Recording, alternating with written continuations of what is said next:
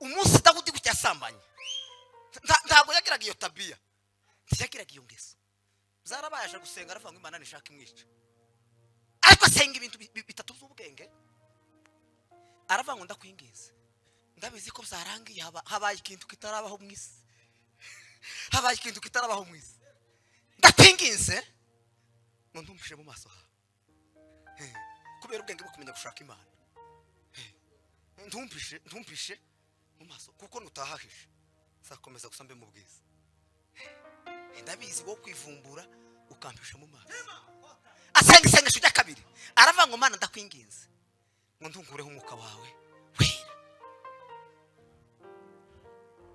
Mbese mugiye gucya ntakimenyetso urabona ko Umwami yegereje, muri zimu niwa murwa w'igikundiro cyinshi, niho Umwami w'isi yose adutegerereje. Anzi turacecekesha humvikanijwe ijyo kuramya no guhimbaza mu izina ry'Umwami Yesu, amen. Turashima Imana iduhaye ibihe byiza byo kuramya no guhimbaza. Imana yabwe icubahiro. Turashimira inshuti n'abavandimwe babaye hano muri iki gitaramo, bavuye hatandukanye, batari bafite mu migambi ariko bakaza kubigirira umwete bigakunda. Imana baheze umugisha. Barimwo bene data kuva mu Bugande, Ruremesha inshuti yanje, na Perezida Kidumu ni inshuti yanje.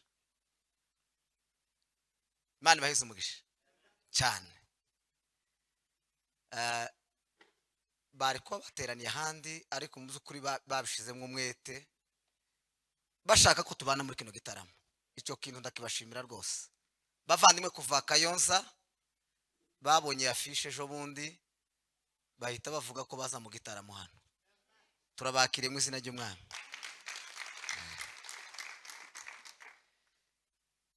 Tunejejwe no kubana na Reverend Mayisha, ni pasiteri wacu wanje, yaranyoboye. Nejejwe no kubana namwe muri uyu mwanya. Imana baheze umugisha mwinshi. Turashimira Imana kandi kubw'umwanya mwiza muduhaye ukuganira ijambo ry'Imana. Turashimira itorero. Ndatekereza ko ari nk'inshuro ya gatatu teranira hano. Ndashimira Imana rero isubiye kandi kuduheza ibi bihe byiza, ariko itorero rikatwemera rikanatwemerera bakaduheza umwanya uhereye kuri Bishop. Imana baheze umugisha mwinshi, mukomera amashi menshi cyane. Na Revera tunejejwe no kubana nawe, iwe duhurira mu bitarama kenshi kandi ndabakunda rwose. Imana baheze umugisha Revera, tunejejwe no kubana namwe muri kino gitaramo. Abantu bagira uko baza bumva iyo bataramye cyane zikunze kuba imvugo zacu z'abayumbe. Gituma tuzigira izo mvugo, hazabwo dutarama igitaramo cyo tugisoza umwaka w'amavanga igitaramo kiratangiye. Cyangwa se dutangiye guke undi tije kera kirarangiye. Naringize mu gitaramo kirarangiye bujye watangiye kubyina hano. Mu mukomera amashi menshi cyane. Haleluya. Rwose rwose wagize neza. Perezida Musore, Imana baheze umugisha.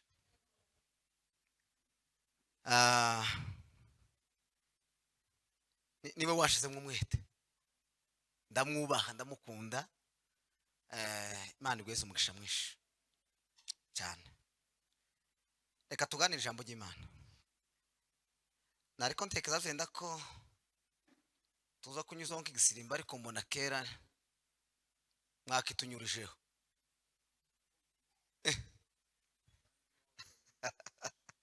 Tubaza dusome byanditswe hano mu gitabo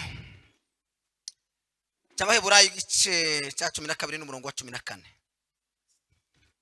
Uru rwandiko bakeka abantu benshi barwanditse ariko nana kwemezanya n'abakeka ko ari Pawulo mu gice cya nyuma kaza kivuga mwene data Timoteyo, nta wundi wakaza umuvuga usibye Pawulo. Reka tuhasome, wahabonye nadufashe gusoma 12 umurongo wa 14. Tuze kongera gusoma mu gitabo cya Yakobo ibice 5 n'umurongo wa 16. Tuze kuhaganira ijambo rivuga umwete. Aha,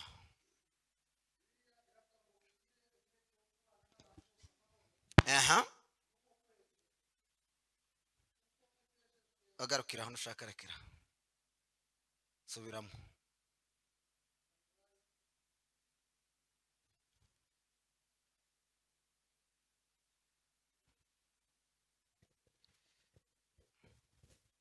Ariko hanumvikanye ni ijambo ryo kugira umwete yicarire. Mukomere Imana amashi, mugira umwete wo kubana n'abantu bose amahoro n'uwo kwezwa kuko utejejwe.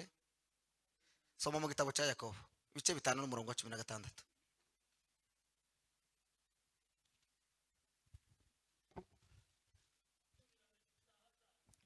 Mwaturirane ibyaha byanyu kandi musabirane kugira ngo mukizwe.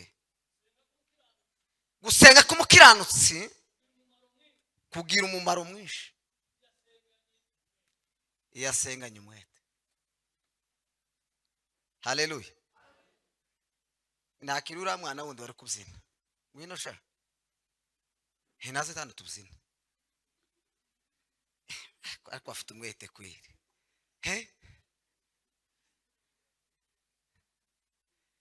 Abashitsi utananiwe aze gutambuka dufatanye, ariko wumva afite nk'intengeke z'umubiri ntabwo tuza kumuhagurutsa. Ariko iyi ni indirimbo y'abashitsi rwose rwose. Gaduturangire igisirimba cyo kubyina bana cyo kuririmba.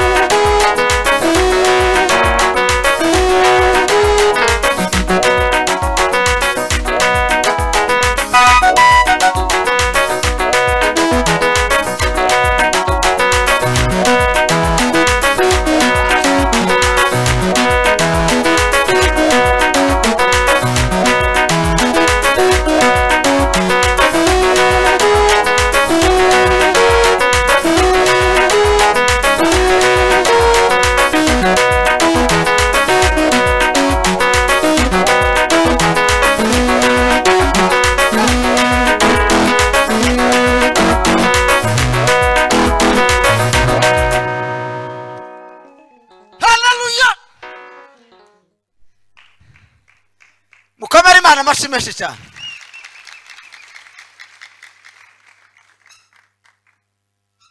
Imana ihabwe icyubahiro. Tubahaye ikaze mu ijambo ry'Imana. Bibiliya iravuze ngo mugire umwete wo kubana n'abantu bose amahoro. Yakobo yasandika aravuga ngo mwaturira n'ibyaha byanyu kugira ngo mukizwe. Arahandi havuga ngo kugira ngo mukire, ngo gusenga k'umukiranutsi ngo bigira umumaro, ngo yasenganye umwete. Missionary turakwakiriye cyane cyane. Ndakwibuka i Buganda, ndakwibuka nari nsanzwe nkuza ariko nakumenye i Buganda. Imana igwese umugisha mwinshi muri Kristo Yesu. Tumuzamure amaboko Yesu. Haleluya. Ahimbazwe Yesu ibihe byose. Ibintu byose by'agaciro cyangwa se bifite imbaraga binatanga umusaruro ukomeye ni igikorwa cyose umuntu akorana umwete. Ubundi umwete usobanuye mu bintu bibiri gusa. Icyambere, umwete ni gukorana imbaraga. Ni gukorana ikintu imbaraga udafite izindi usize inyuma. Icya kabiri ni uguhozaho. Iyo atabaye guhozaho biza binanirana. Ari nayo mpamvu abenshi basigara mu mateka y'ibisashize. Ubundi amateka y'ibisashize hari umunyabwenge wabivuze. Yaravuze ngo umunyabwenge ngo azasubira mu mateka, ngo umuhanga ngo agatinda cyane mu gutekereza, ngo umuswa akavuga ku bantu.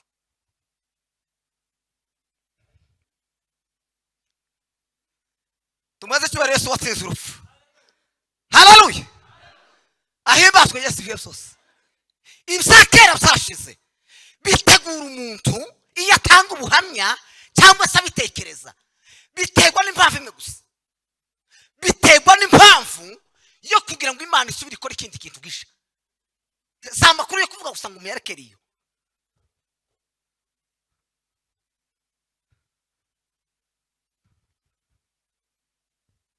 Umugaragu w'Imana, inshuti yanje Kabuye Gayo, yavuze ijambo ndatangara ariko riramfasha cyane. Twaganiriye hejuru yo gusenga, arambwira ngo gusenga gufite imbaraga ngo ni ugukomeza. Ariko suko imbaraga nyinshi mwakoresheje aho nibuka ariko budafite gushira bukomeza. Atanga urugero ndatangara kandi nibyo. Hano imvura ibaye yogwa hano hagatonyanga umutonyi, ariko imvura igatinda nk'imvura yo kugahira, ariko akazatonyanga gusa umutonyi umwe, hano ho kwangirika. Habe nubwo mubona hasi mansi hakomeye cyane haza hasenyuka hakangirika ku mutonyi umwe ariko w'igihe ukomeza. Ariko ingunguru yuzuye amazi tuyamenya hano bunyine ntacyo yokwangiriza. Abatazi kugira umwete w'ibyo bakora, bakorana imbaraga nyinshi ariko mu gihe gito bagacogora. Bibiliya ivuga ngo Mose yabibwiye abagaragu b'Imana, ubwoko bw'Imana yarashoreye, yaravuze ngo nimumara kurya mugahaga ngo muzamenye muzirinde ngo mutazibagirwa iby'Imana yakoze. Ngo ariko ngo wakiza akanya gato ngo bibagirwe iby'Imana yakoze. Nabakorana imbaraga nyinshi ariko mu kanya gato bakibagirwa. Tumuzamura amaboko Yesu Nazareti. Ahimbazwe Yesu ibihe byose. Haleluya. Bibiliya yavuze ngo ayo masengesho y'umwete ngo niyagira umumaro. Kandi Bibiliya ivuga ngo aya masengesho yo gukorana umwete cyangwa se yo gusengana umwete ngo ni Imana isikoresha ngo mu gukoresha umurimo wayo. Tizifata amasengesho y'intege nke. Ntabwo ikoresha amasengesho iyo umuntu wagiye ku musozi akagira icyumweru ariko bwaca akanebwa. Ngo Imana izifata ngo umuntu hosaho ngo igafata ya masengesho ye ngo akaba ari gikoresha umurimo wayo. Ijambo rya kabiri, umva ibintu z'ingenzi rero tugomba kugirira umwete. Icyambere ngo ni ukurinda imitima cyane. kugira ngo itibagirwe ibyo Imana yakoze. Hari byinshi Imana yakoze bikomeye, tugomba kugirira umwete kugira ngo tutazibagirwa, tudatemba tukabivamo. Asafu umunsi umwe yaragiye gutemba ngo atangiye gutekereza ngo ukuntu abapagani baza bakora ibintu ngo bakabigeraho. Haravuga ati se baza baturushike ko tuba mu mahuduma tuzadutekereza ko Imana ishobora kutugirira neza kubarusha. Ibi bintu ni ibiki byabaye? Ngo agitekereza iryo jambo ngo akomeza kwegera ngo ahantu habi cyane ho kuva mu byizego, ngo ageze aho umutima ngo wibuke ibyo Imana yakoze, arigarura aravuga ngo hari hasigaye gato ngo intambwe ze zikanyerera zikava mu byizego. Mugire umwete wo kurinda imitima kugira ngo itibagirwe ibyo Imana yakoze. Kandi ibyo Imana yakoze si ibanga, ni ibintu bisobanutse. Imana yaradutekereje kera itanga Yesu. Hari abagabo b'Abafarisayo bigeze gusuzugura, baravuga ngo Dawudi ni mukuru wararuta Yesu, ndetse bakavuga n'umusaza Aburahamu, ngo batazi ko Yesu ari we wabaremye.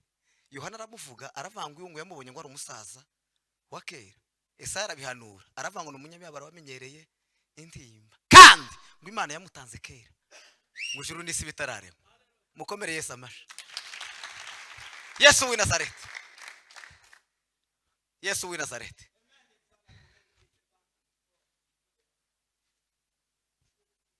Yesu w'i Nazareti. Tumuzamura amaboko Yesu. Haleluya! Ahimbazwe Yesu w'i Nazareti. Tumuzamura amaboko Yesu w'i Nazareti. Wasize urupfu n'abadayimoni. Haleluya! Yesu waduhindukiye ubwenge.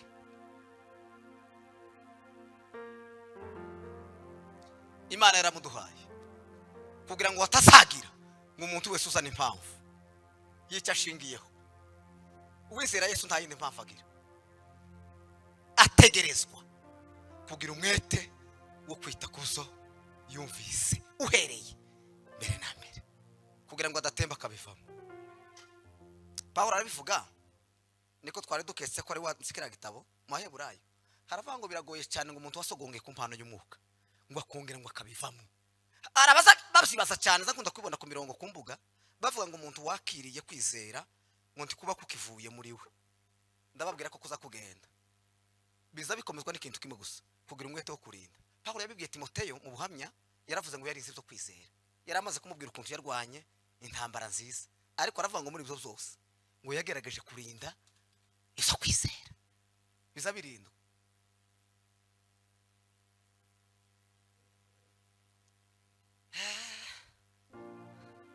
Bwana Yesu yuko juu, twamungoja rudi, twamungoja rudi, twamungoja rudi. Bwana Yesu yuko juu, twamungoja rudi, twende sote nyumbani kwa Baba.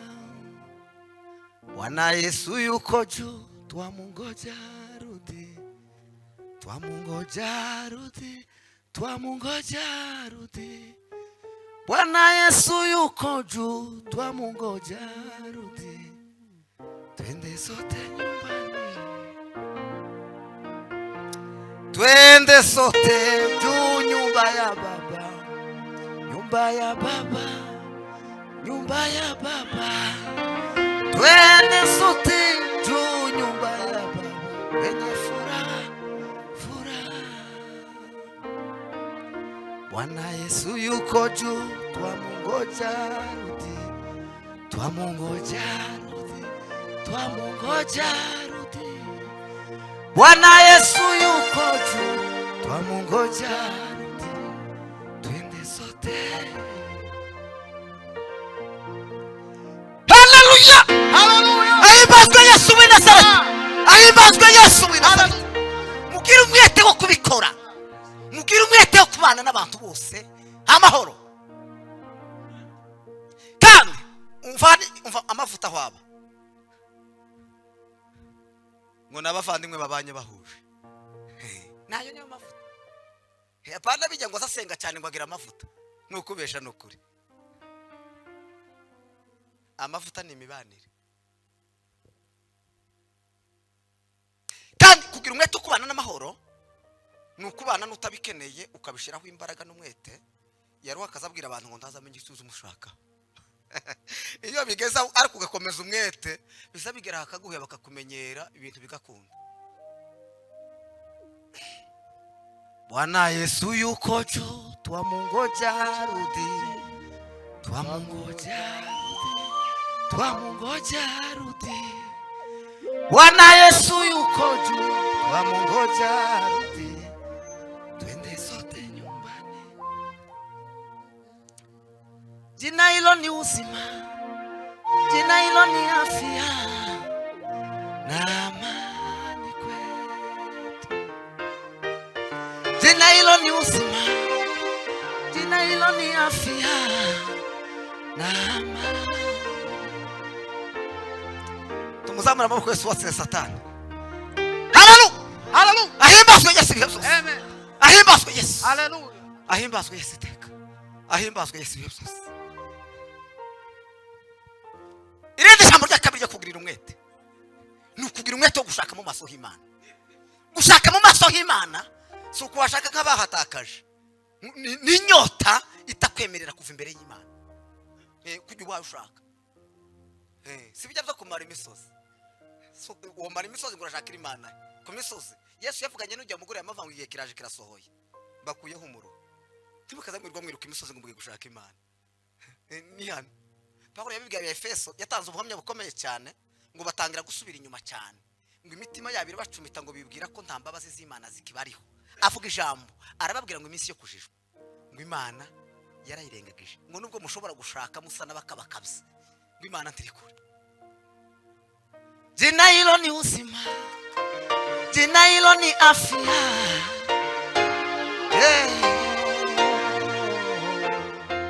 Yesu ufundi Mwezi yondiri ni musama kwetu tupata nguvu. Jina hilo ni uzima, jina hilo ni afya. Turagisirimu tutugenda kandi wihute cyane. Wihute cyane.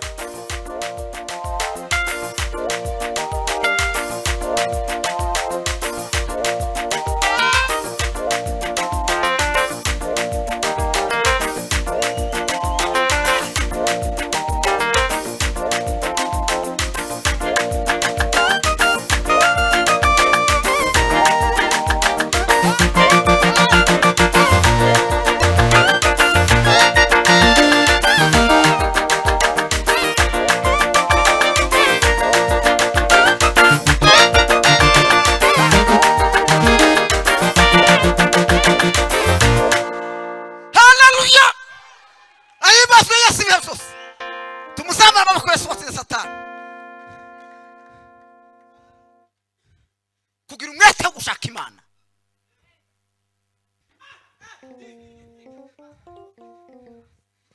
Hari sengesho Dawudi yasenze rikomeye cyane by'imbaraga ngo amaze gucumura tureke bajya bazapfa kuvuga ibintu. Numvishe umugabo yigisha aravuga kuri Dawudi na Samusoni. Amaze araparamiye havuga ibintu bitari ibintu. Bibiliya izivuga ngo tugize ngo tuvuge iby'intwari ngo tukavuga ibya ba Dawudi n'aba Samusoni ngo igihe ntabwo barabanyengeso mbi.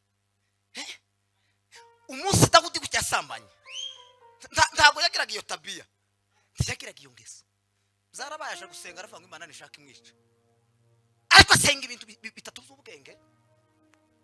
Aravuga ngo ndakwingize, ndabizi ko byarangiye habaye ikintu kitarabaho mu isi, habaye ikintu kitarabaho mu isi. Ndakwingize ngo ntumpishe mu maso hawe kubera ubwenge bwo kumenya gushaka Imana.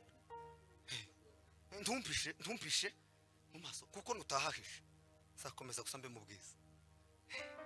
Ndabizi wo kwivumbura ukampisha mu maso.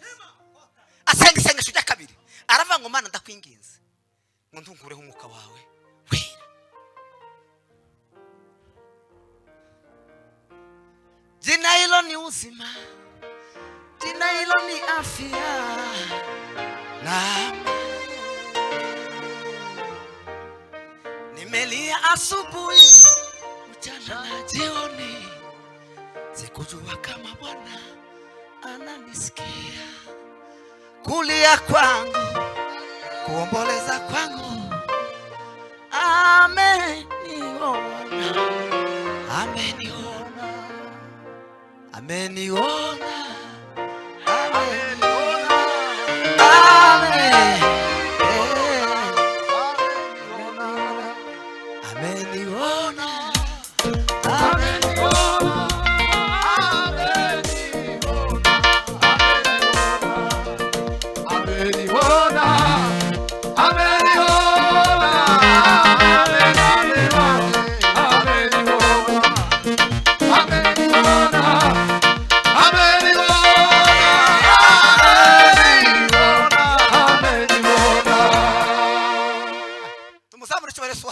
Hallelujah.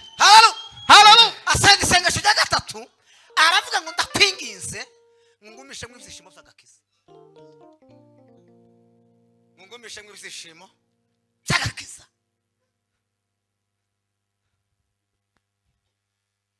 Yagiraga umwete wo guhora ashaka mu maso h'Imana.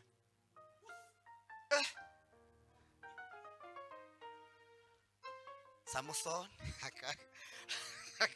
ako Samson Samson arwata yiyo komanderi yamwe ngo kubera ngo burara yari afite ngo zatunye ngo aje mu Filistia ngo kubera ngo kutagira yagiye gira Imana yabikeneye kugira ngo babone uko baje gupfa kugira ngo Delila bimbarutso yo kwica Filistia bakazaba kogana guki Samson yakazava ngo tube kabaganira kwari ugutwika gusa kubera imbaraga z'Imana.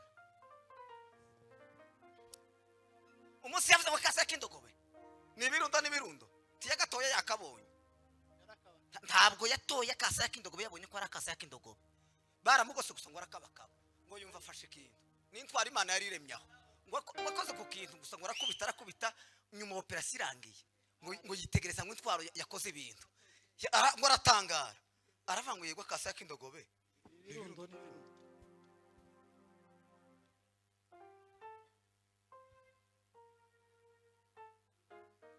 ameniona ameniona ameniona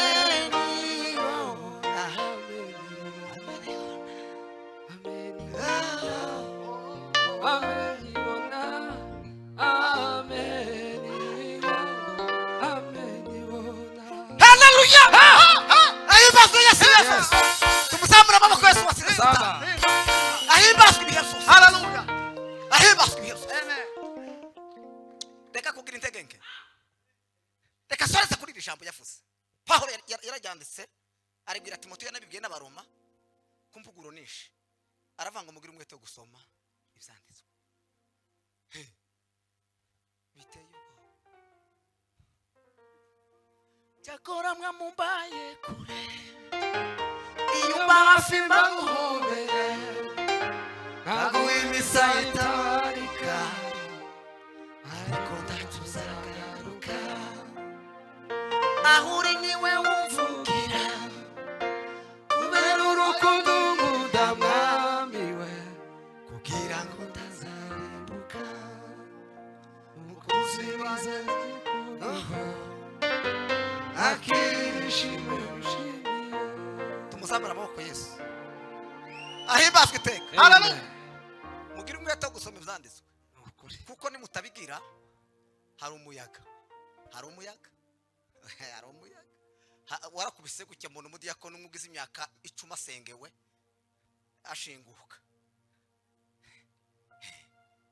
umuyaga w'inyigisho cyo waraje ukura umudiyakoni mu ikanisa warugize imyaka 10 aravanga kuva bayeho ngo zino nyigisho ntarazumva ngo niho ngo agikizwe. Pawulo abwira abantu aravanga umuntu wese ngo agumuko yaragihamagawe guhereye mbere